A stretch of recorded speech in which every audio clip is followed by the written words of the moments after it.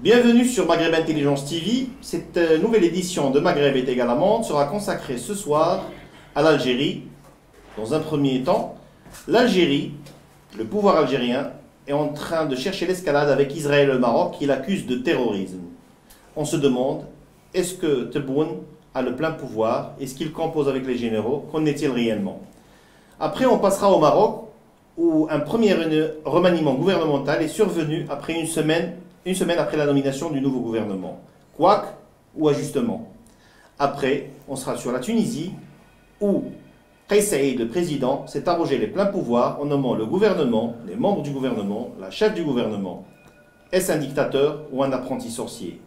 Et pour la fin, en garde, une question polémique, c'est la langue française au Maghreb. Sera-t-elle supplantée par l'anglais? Bonsoir mes amis. Je suis avec Naïm Kamal, directeur de publication de Quid.ma, avec moi. Depuis Rabat, voilà. Et Lamine Salem, rédacteur en chef de APA News à Dakar. Et bien sûr Abdou Samar, depuis Paris, rédacteur en chef et directeur de publication de Algérie Part. Bonsoir les amis. Bonsoir. Bonsoir Karim. Abdou, on accuse le Maroc et Bonsoir Israël. Karim. Bonsoir. On accuse le Polisario et on accuse Israël et le Maroc de fomenter un coup terroriste avec le MAC en Algérie. Crédible ou pas crédible, réellement? Oh, malheureusement pour le régime algérien, c'est pas aussi crédible que ton lapsus qui n'est pas révélateur. Malheureusement, ces histoires de complotisme du régime algérien sont devenues... ils ne font rire personne, la vérité. D'ailleurs, excepté quelques dépêches qui ont été diffusées à l'échelle internationale. D'ailleurs, tu auras remarqué que même l'AFP, l'agence France-Presse, a été attaquée hier par l'APS. Parce que l'APS, maintenant, même les autorités algériennes, reprochent à l'AFP de glorifier le MAC, alors que l'AFP n'a fait que reprendre une accusation formulée de la part des autorités algériennes, en faisant un encadré, en présentant ce que c'est que le MAC, en le présentant comme il se présente lui-même, comme un mouvement qui prend l'indépendance de la Kabylie, etc. C'est-à-dire en restant factuel. C'est une maladie qui s'est installée malheureusement en Algérie, mais qui a des explications. C'est au-delà de l'aspect folklorique, qui peut faire rire peut-être les étrangers, mais qui inquiète certainement aussi les amis de l'Algérie, les partenaires étrangers de l'Algérie, qui inquiète particulièrement les Algériens eux-mêmes. Au-delà de cet aspect folklorique, il y a une conviction profonde que le régime algérien se sent réellement en danger. Je l'ai déjà peut-être dit lors du premier numéro de notre émission. Je le redirai encore aujourd'hui en essayant d'expliquer encore davantage les tenants et les aboutissants de cette conviction que le régime algérien est en train de développer. Le régime algérien ne dort plus depuis qu'il y a eu cette alliance qui a été scellée officiellement entre Israël et le Maroc à la fin de l'année 2020. Certains diront que c'est un secret polichinelle, que le Maroc collabore avec Israël. Non, on ne parle plus d'une simple collaboration. Ce que le régime algérien ne supporte pas, ce qu'il redoute pour sa propre survie et pour l'avenir de son leadership régional, c'est la coopération militaire et sécuritaire entre Israël et le Maroc. Le régime algérien est convaincu que les Israéliens sont en train d'armer les Marocains, de réarmer le Maroc, de le soutenir du point de manière logistique ou financière en lui fournissant toutes les dernières technologies, notamment en ce qui concerne la cybersurveillance, les drones armés, les systèmes anti-missiles, les systèmes qui échappent au radar de détection, tout cet armement sophistiqué. On connaît tous aujourd'hui la technologie israélienne. On peut être pro-palestinien, on peut être anti-sioniste, mais on peut être raisonnable et reconnaître qu'il y a une technologie de pointe en Israël qui est réellement révolutionnaire et qui a son prestige universel. Elle est recherchée. Mais pardon, Abdo, la technologie de pointe israélienne. Abdo, l'Algérie pendant des années a été surarmée par l'URSS et après par la Russie. Personne n'a contesté au Maroc. Ce n'est pas la même chose. c'est un bon constat, c'est un bon constat, Khaled. Ce que tu dis là, c'est une très bonne question. Les Marocains pourront dire, mais vous aussi, les Algériens aussi ont fait un partenariat très renforcé avec les Russes. Non, mais le partenariat israélo-marocain n'est pas aussi fort que le partenariat russo-algérien. Contrairement à ce que les gens croient, la Russie vend que des armes à l'Algérie. Et elle vend des armes qui sont purement conventionnelles. Elles ne vont pas à l'Algérie des drones hyper sophistiqués, des systèmes antimissiles hyper sophistiqués. La Russie s'est gardée jusque-là à livrer à l'Algérie des armes de dernière génération. Ce que la Russie vend à l'Algérie, c'est un armement conventionnel qui est très connu de par le monde, qu'elle vend aussi à l'Inde, qu'elle vend aussi à d'autres pays africains comme l'Éthiopie ou comme d'autres clients à travers le monde. Mais sur le plan technologique, il n'y a pas de transfert de savoir technologique de Moscou à Alger. Il y a des formations, il y a des collaborations. Et l'axe Alger-Moscou, il y a beaucoup de fantasmes sur l'axe Alger-Moscou. Les gens de l'extérieur croient que l'Algérie est vraiment le petit protégé de la Russie, ce qui n'est pas du tout le cas. C'est une relation d'affaires d'un fabricant à un client. Le régime algérien maintenant, depuis le renforcement de ce partenariat israélo-marocain, avec un transfert de technologie, avec un déploiement de certains formateurs israéliens. On parle même, après est-ce que c'est vrai ou pas vrai, en tout cas le régime algérien il est convaincu qu'il va y avoir des bases logistiques, des bases militaires israéliennes sur le territoire marocain. Les Russes n'ont pas de base sur le territoire algérien, ils n'ont pas souhaité avoir une base sur le territoire algérien, et ils ont d'autres préoccupations actuellement dans le monde. On en parlera de l'axe Alger-Moscou, pour ne pas m'éterniser, ne pas monopoliser la parole. L'axe Alger-Moscou, Wahdou mériterait une émission, on en parlera plus tard. Mais sur rapprochement Maroc-Israël, voilà, ça mériterait une émission à part parce qu'il y a beaucoup de choses à dire et beaucoup de fantasmes. Je vais me tourner vers Naïm Kamal pour lui poser une question. Naïm, bonsoir. Est-ce que vraiment le Maroc aujourd'hui menace la supériorité présumée qu'avait l'Algérie militairement au Maghreb? Tu dis bien que c'est la supériorité présumée de l'Algérie. Abdou nous dit que ce n'est pas aussi sophistiqué que ça. Je demande à voir, parce que ce que je crois, on sait qu'en termes d'aviation, qu'en termes de missiles, l'Algérie bénéficie du dernier cri de la production russe. C'est un allié stratégique, c'est un allié historique également. Il faut remonter à l'Union soviétique pour trouver les origines de cette relation qui ne s'est jamais démentie, même quand l'Union soviétique est tombée et que l'Empire soviétique a implosé, entraînant dans son sillage le camp socialiste. Maintenant, on ne prête qu'aux riches. Évidemment, on suppose que la relation maroco-israélienne est dirigée contre Israël. Ce n'est pas vrai. Est dirigée contre l'Algérie.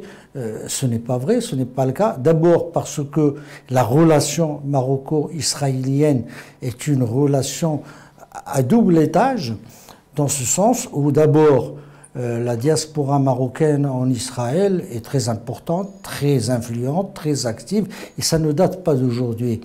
Et les rapports maroco-israéliens non plus ne datent pas d'aujourd'hui. Ils remontent aux années 90, et ce n'est un secret pour personne.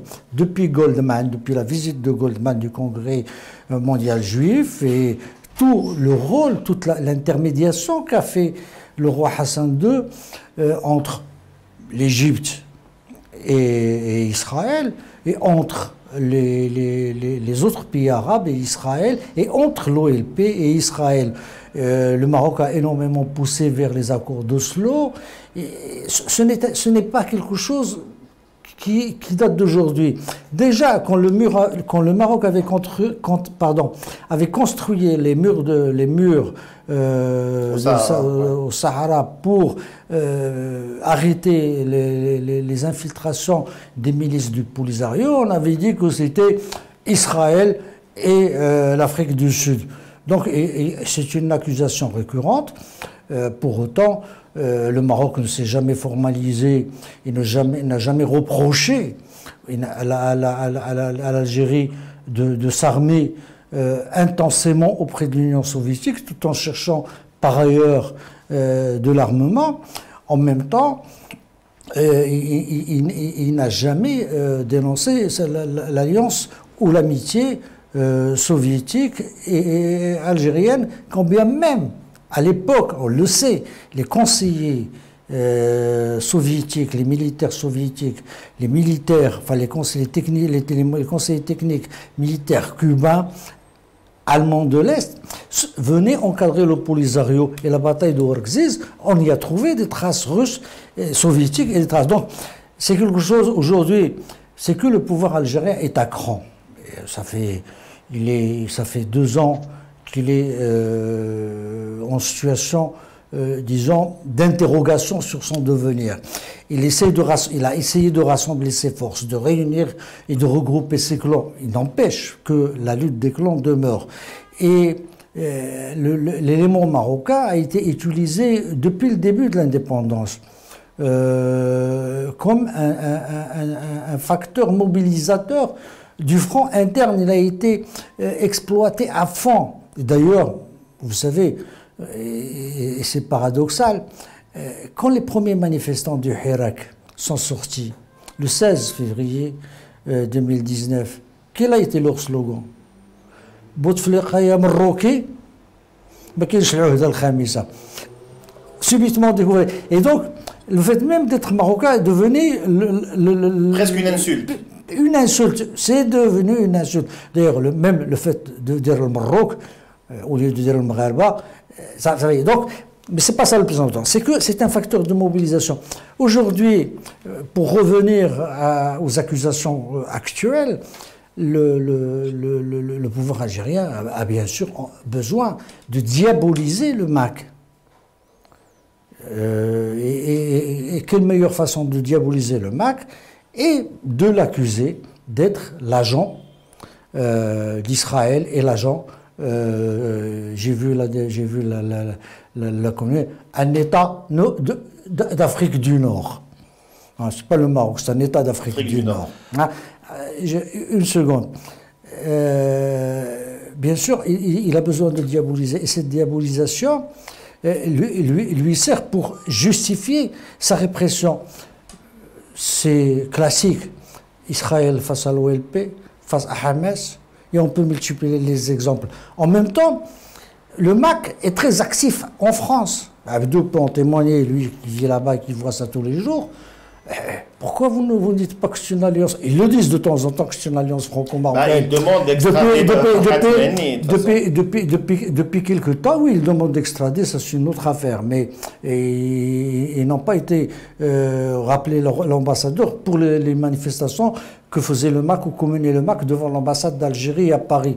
Donc, ça fait partie d'un jeu. Maintenant, il faut espérer, et ça c'est du fond du cœur, et de la raison. Il faut espérer qu'il y ait un plafond qu'il ne faut pas dépasser. Lamine Oulselem, depuis Dakar, d'après Abdou, l'opinion publique algérienne ne croit pas en ces accusations.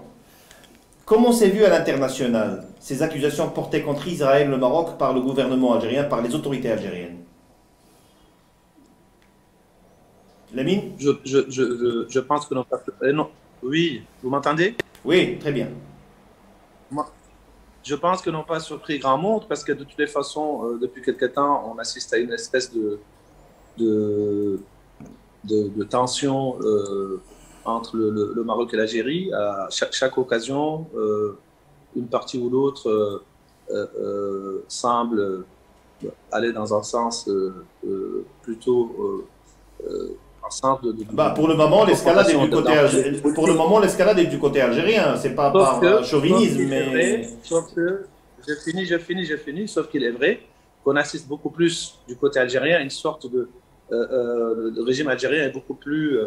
Il paraît dans une position de susceptibilité. On l'a vu quand le représentant permanent du Maroc aux Nations Unies avait fait une note diplomatique. Évoquant le principe de l'autodétermination pour la Kabylie. On a vu la radicalité de la réaction algérienne.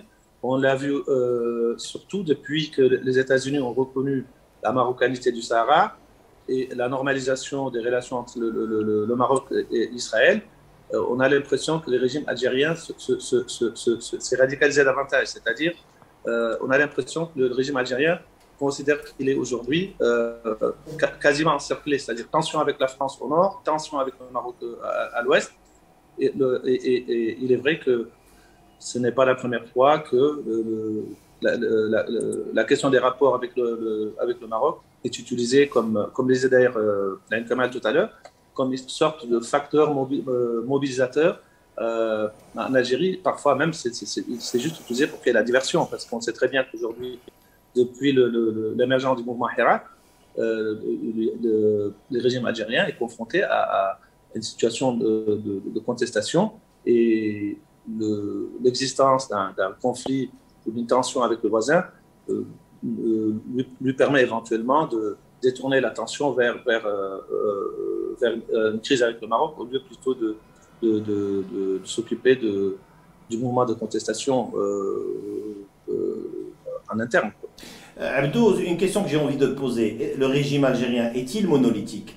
Parce que quand on a vu le montage qui a été fait, le clip, un véritable clip digne des années 70, des années 60, un clip de propagande accusant Israël et le Maroc, et même le MAC, il n'y a pas d'éléments de preuve, c'est fait d'une façon très amateur, et ça n'a convaincu personne.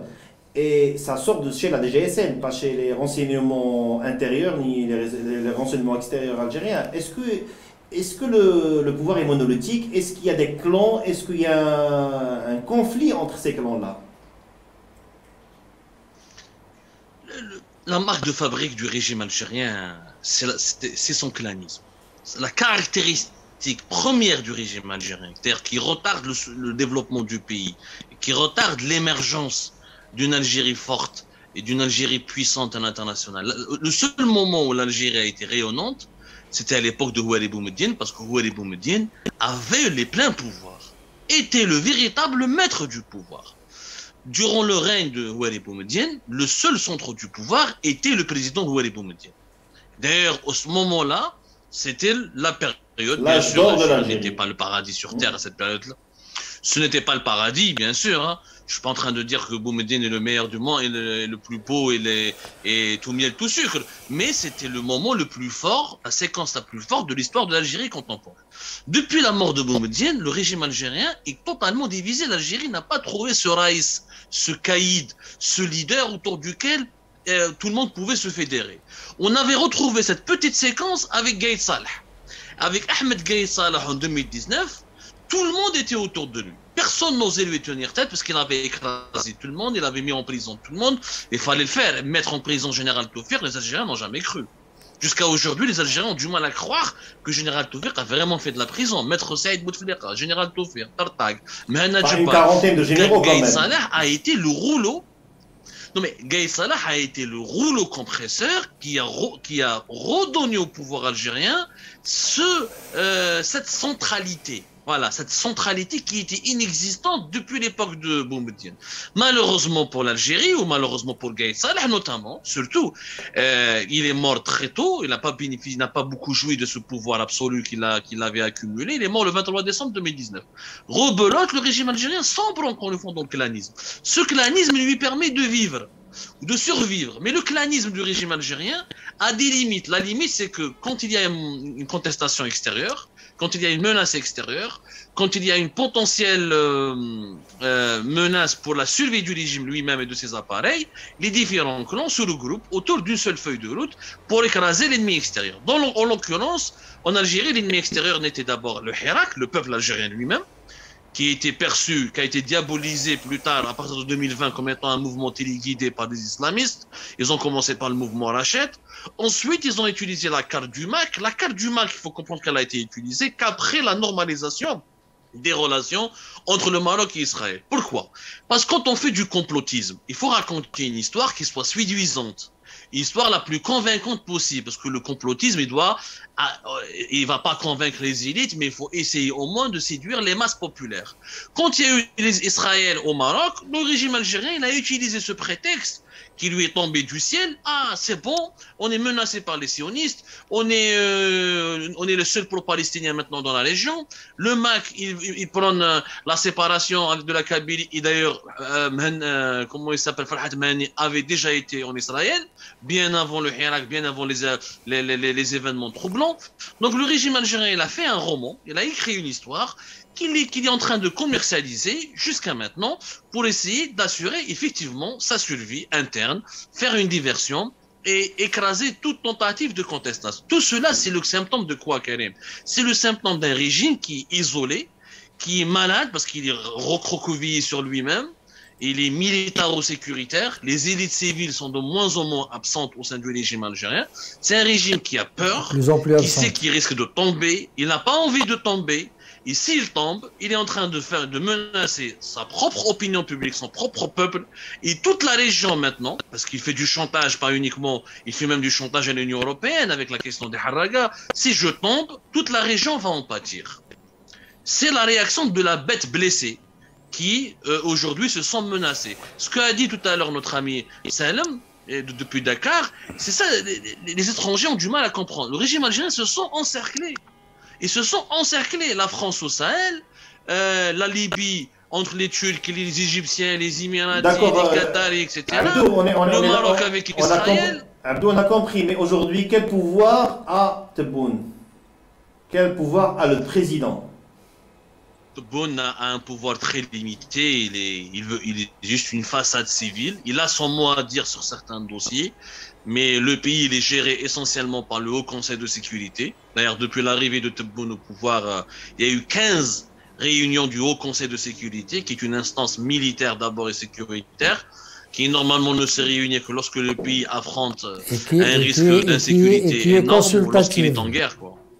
Qui est censé être consultatif. Qui est censé être, malheureusement, il ne l'est plus aujourd'hui. Oui. Est-ce que le pouvoir algérien, le régime algérien, l'État algérien présente aux yeux des observateurs internationaux l'image d'un État stable où il y a un président qui exerce le pouvoir, ou bien il y a une dualité, que le monde perçoit cette dualité entre les militaires et les civils? Moi, je crois que ça, il y a quoi, Bimzit Tebboune pour le croire.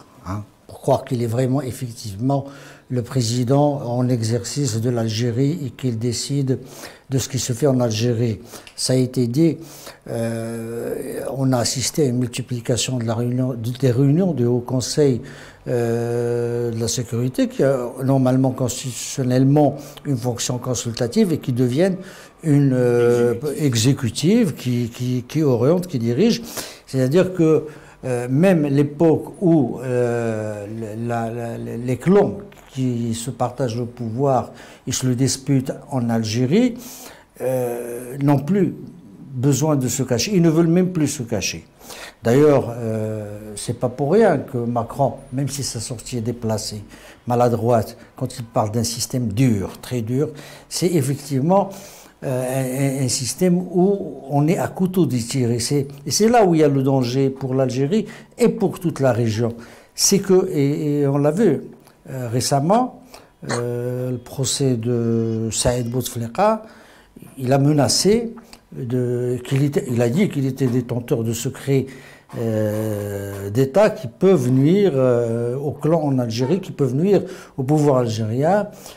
Et on a vu Abdelaziz Rahabi, qui est un ancien ministre, un ancien diplomate, un porte-parole un peu, quelque part, officieux du pouvoir algérien, monter au créneau pour crier au scandale, qu'il faudrait une loi pour faire taire les gens, pour garder le secret quand il est secret d'État.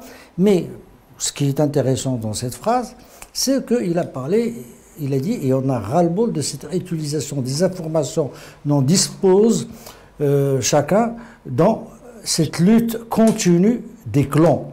C'est lui-même qui parle de cette lutte entre les clans. Alors, ça a été dit, bien sûr, quand il s'agit de la menace extérieure et il a un effet fédérateur sur les généraux, sur la hiérarchie militaire, et il les oblige à un minimum d'entente pour qu'elle puisse continuer à pouvoir exister et subsister dans cette Algérie. Mais moi, je poserai la question différemment. Jusqu'à quand? Est-ce que le peuple algérien peut encore supporter un plus qu'il n'a déjà supporté? C'est vrai qu'aujourd'hui, personne n'a émergé à la place de Houari Boumediene.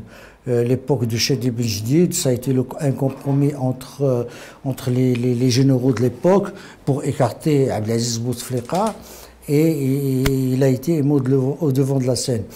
En 91, il a été démis par d'autres généraux, mais c'est toujours la hiérarchie militaire parce que ils étaient plus sur la ligne. Il y avait un certain fonctionnement interne qui permettait à un moment donné ou à un autre d'écarter. Aujourd'hui, on a l'impression qu'il y a une autoparalysation, une paralysation mutuelle des différents clans. Parce que quand le général Gaïd Salah est devenu le patron incontestable de l'Algérie, à la lumière du Hirak, il n'est pas devenu par hasard. C'est que la purge a commencé avec Ammari. Oui, mais c'est Bouteflika qui l'avait fait, c'était. Oui, mais en s'appuyant sur Gaïd Salah. En s'appuyant sur Gaïd Salah. Et depuis, on a assisté à d'abord, disons, un élagage, un effeuillage de l'artichaut Tawfiq. C'est-à-dire on a commencé à le déposséder de tous les atouts qu'il avait au sein de l'armée, et à un moment donné, il s'est trouvé à nu, et c'est là où on a pu l'attaquer.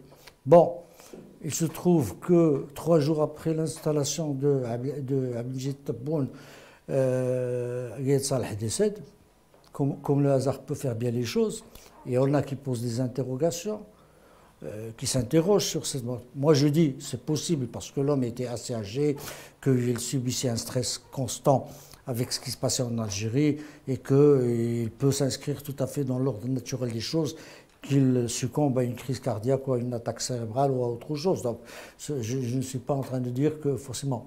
Mais voilà, malchance, on retombe, donc on ramène un Nézar, on libère Tawfiq. Bon, Tartak, lui, il a trop trahi, on le laisse en prison, on le laisse Saïd, etc. Mais on essaie de ressouder. Mais ce n'est qu'une façade. Et aujourd'hui, il n'y a aucun clan qui peut vraiment trancher pour dire voilà. Et que l'autre va se mettre dans l'expectative ou en stand-by en attendant de voir les évolutions. Aujourd'hui, la question de qui vraiment détient le pouvoir en Algérie n'est pas résolue. Et c'est là où ça risque de foirer. Lamine, est-ce que cette précarité, cette instabilité précaire au sein de la hiérarchie algérienne menace-t-elle, est-ce qu'elle menace la stabilité du Maghreb? Je pense qu'il est évident qu'un régime instable ou un régime qui est confronté à une série de crises ne rassure pas du tout son voisinage ni ses partenaires. Mais la vraie question à poser, je pense que c'est plutôt de savoir jusqu'où aujourd'hui le régime algérien ira-t-il dans son bras de fer avec le Maroc actuellement ou avec les autres voisins. N'oublions pas qu'aujourd'hui, l'Algérie est dans une situation assez particulière. Au sud, nous avons des milliers de soldats français qui menacent de se retirer d'un pays qui lui-même est le théâtre d'une crise presque ingérable, avec la présence de groupes, non seulement de groupes djihadistes, mais également de nationalistes touaregs qui pourraient éventuellement contaminer leurs cousins et voisins du sud algérien. N'oubliez pas que la Libye est dans une situation toujours chaotique. La Tunisie est très instable avec justement la crise institutionnelle que le pays traverse en ce moment. Et en face, le Maroc, les rapports avec la France sont devenus notoirement très mauvais. Donc, dans ce contexte-là, la question à poser, c'est plutôt jusqu'où est-ce que cette tension avec le Maroc et avec peut-être cet esprit cette sensation d'un pays assiégé ira jusqu'à en poussant le régime algérien. Voilà. Est-ce que dans un an peut-être, dans 6 mois, quand peut-être les choses se seront calmées, est-ce que nous n'allons peut-être pas retrouver plutôt une situation plus ou moins normale, notamment la reprise des relations diplomatiques avec le Maroc? Pourquoi pas, par exemple? Passons à l'autre Est-ce que sujet. nous avons atteint, est-ce que nous avons atteint une situation de non-retour, ou est-ce qu'il y a encore un espoir que la situation s'améliore? Nous gardons Notamment parce espoir que quand même. Nous gardons le plus espoir. inquiétant, vu de l'extérieur, le plus inquiétant à vue de l'extérieur, c'est même pas la situation, la tension interne en Algérie. C'est plutôt la tension entre le Maroc et l'Algérie. Vu de Mauritanie, du Mali, du Sénégal, même de France ou de la Tunisie, c'est jusqu'où cette tension pourra-t-elle menacer la stabilité de la région, sachant que ce sont les deux grands pays de la sous-région. Alors passons à l'autre grand pays de la région, le Maroc. Une semaine après la nomination du gouvernement, on a eu un remaniement surprenant. La maire de Casablanca, la mairesse de Casablanca, qui en même temps a été nommée ministre de la Santé, a demandé à être déchargée de ses fonctions de ministre. Est-ce que Naïm Kamal, est-ce qu'un couac ou juste un simple ajustement qui fait rentrer les choses dans l'ordre logique? Vous savez, je crois qu'il s'agit plutôt d'une erreur de casting. Il faut restituer la formation du gouvernement dans son contexte global. Vous savez, on a voulu, de manière volontaire et décidée, de faire le plus rapidement possible, de ne pas laisser l'attente. Alors, si vous voyez un peu la rythmique de l'après ou du post-scrutin, le 8 septembre, en fin de journée, on connaissait le taux de participation, miraculeux, c'est plus de 50%. Le lendemain, on avait les résultats, Erini premier, PAM deuxième, Istiqlal troisième. Et déjà, on commençait à se poser la question, mais qui va faire l'opposition? Il n'était plus question qui va former le gouvernement, on essayait de trouver les combinaisons. 3 jours après, on déclare l'alliance majoritaire, la coalition majoritaire, RNI, PAM, et n'eût été le scrutin de la Chambre des conseillers qui était programmé pour le 5 octobre, on aurait pu annoncer ce gouvernement bien auparavant. Donc, il y a eu ce mouvement de précipitation. Évidemment, il y a quelque chose qui n'a pas fonctionné, mais on est vraiment dans la pression et dans le stress.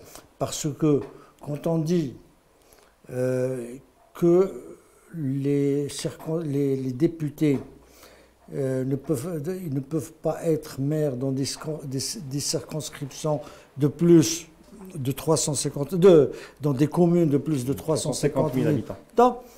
Alors, qu'en est-il quand on devient maire d'une métropole, presque mégapole aujourd'hui, comme Casablanca, c'est 5 millions d'habitants la nuit, de personnes la nuit, c'est pratiquement 10 millions le jour, avec un ministère de la Santé à côté de ça qui est appelé d'abord à continuer à gérer efficacement la pandémie, à développer ça, mais à mettre à niveau un secteur défaillant.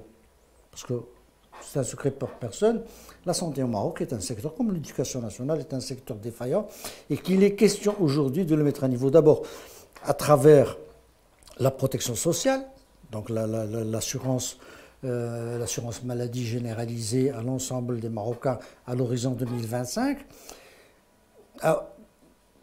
Est-ce qu'on a cru que c'était faisable que Mme Nabila Armili était une sorte de superwoman capable d'allier les deux?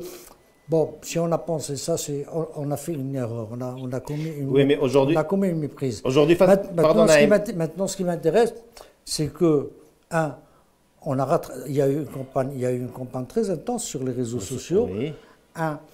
Deux, c'est que on n'a pas hésité à rectifier rapidement le tir, de telle manière que nous avons aujourd'hui la record woman du passage le plus court au gouvernement par un ministre. Avant, il y avait Abdellah Al-Qadiri, 6 mois au tourisme, devant Mohamed Sago, 9 mois. Et Abiaba, 6 mois moins un jour. 6 mois moins un jour. Donc on est voyez, là, on est vraiment dans une semaine, mais le communiqué, il a ménagé aussi bien Madame Rmili que le chef du gouvernement, puisqu'en définitive, justement, quand vous parlez définitive, c'est à sa demande. D'accord. Mais il demande que sa ministre soit déchargée, mais lui continue en tant que chef du gouvernement du Maroc à gérer une ville de plus de 350 000.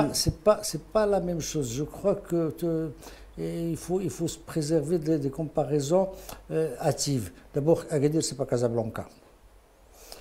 Et la santé, c'est pas le Maroc. Attendez, laissez-moi terminer. Je pourrais dire, les gens pourraient dire ça. Oui, mais j'entends. Moi, je porte un peu ce que j'entends ici et là sur les réseaux sociaux. J'entends. Et Mme Armili n'est pas Akhenouch.